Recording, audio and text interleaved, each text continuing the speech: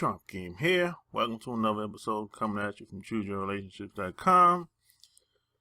Have you seen this episode, this debacle with Chris Brown arrested? Some woman claims that he assaulted her. Blonde hair, blue eyes, white woman. This can happen to anybody. And you know why? Because we are not protected. No one has our backs. And you're only as strong as the people that's in your circle. And I don't know who he's hanging around or who's in his circle, but he need to clean the house.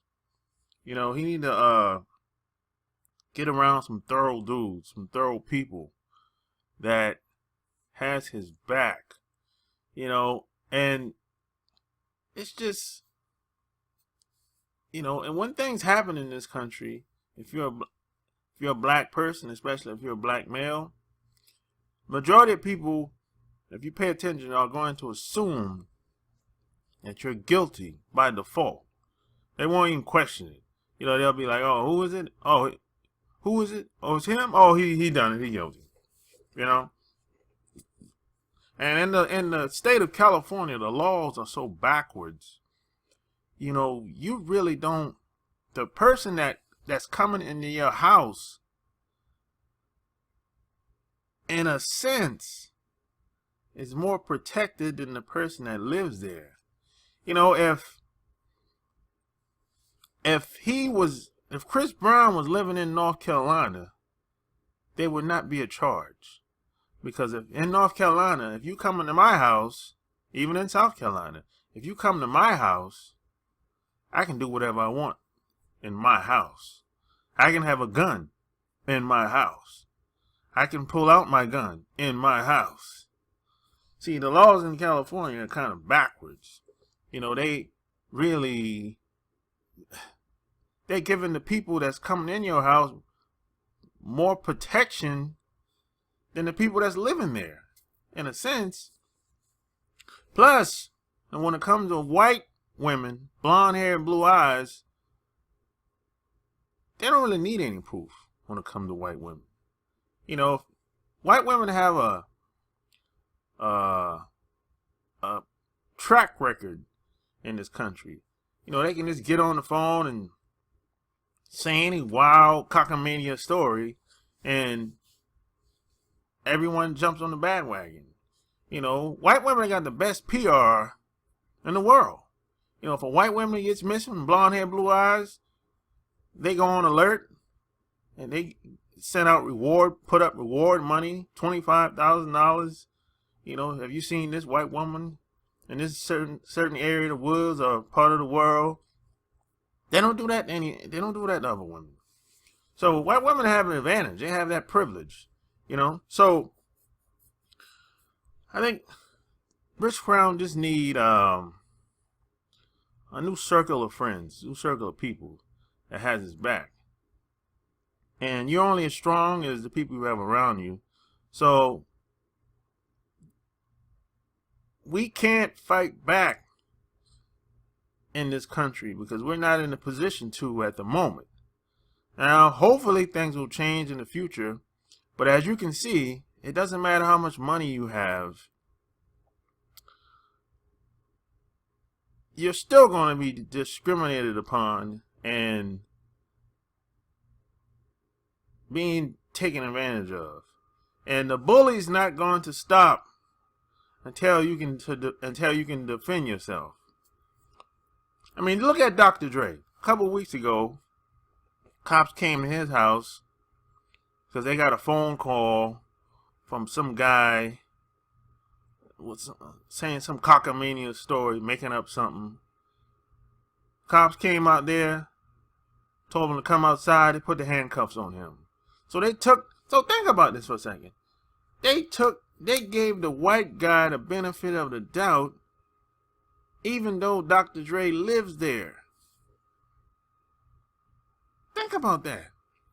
So you got a guy that's made millions of dollars in music, and I think he sold those headphones. He got like $800 million after everything was settled. So he's damn near a billionaire. Maybe, I don't know. I'm not sure. I don't know what's in the other man's pocket. But let's just say he's damn near a billionaire. Got millions of dollars. And they're discriminated against him. He didn't get the benefit of the doubt. So the money doesn't matter. That's what I was saying a couple weeks ago. The money doesn't matter. What matters is who has your back. Are we being protected? No. We're not being protected because there's no consequences until you have to make white folks stop fucking with us. You can't ask them. You have to make them, force them. Until that happens, we're gonna keep getting our asses kicked. Whether you're at your job, whether you're out in the street with cops, whether it's in the courtroom, whether it's at your house like these two guys, Dre and Chris Brown, it's not going to stop until we force them to stop. And then I had a friend. I think he was doing a lot of online dating. Well, quote online dating, and he kind of gotten caught up as well. I mean, there's a lot of bait and switch going on online when it comes to us. I don't know about white folks. I don't really talk to a lot of them. I don't talk to them about their experiences online.